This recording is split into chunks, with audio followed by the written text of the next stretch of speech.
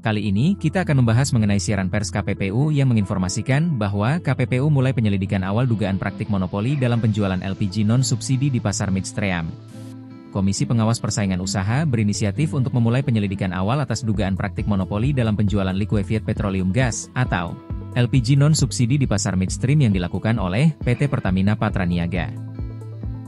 Penyelidikan awal yang berasal dari kajian KPPU tersebut akan berfokus pada pencarian alat bukti terhadap dugaan pelanggaran pasal 17 Undang-Undang Nomor 5 Tahun 1999. Sebagai informasi, sejak tahun lalu KPPU telah melaksanakan kajian atas penjualan LPG non-subsidi di Indonesia.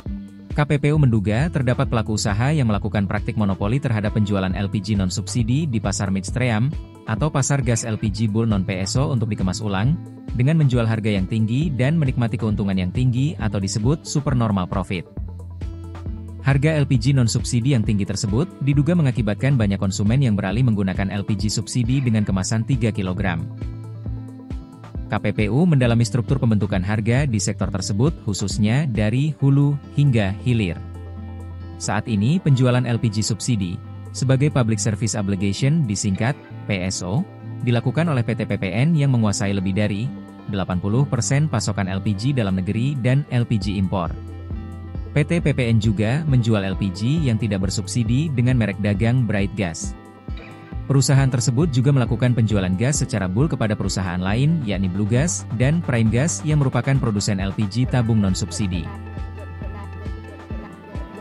Dalam penjualan tahun 2024, KPPU menemukan adanya keuntungan yang tinggi atau supernormal profit dari penjualan LPG non-subsidi sebesar 10 kali lipat dibandingkan laba penjualan LPG subsidi atau sekitar 1,5 triliun.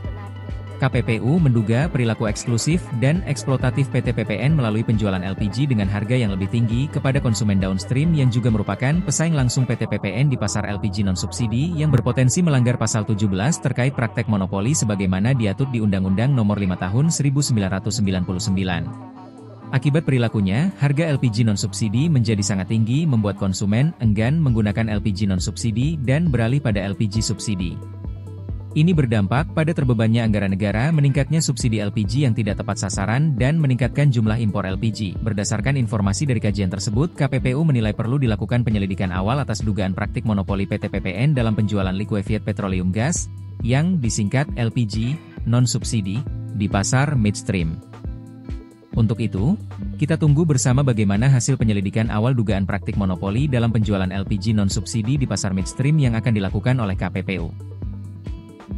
Demikian pembahasan mengenai isu hukum persaingan usaha kali ini.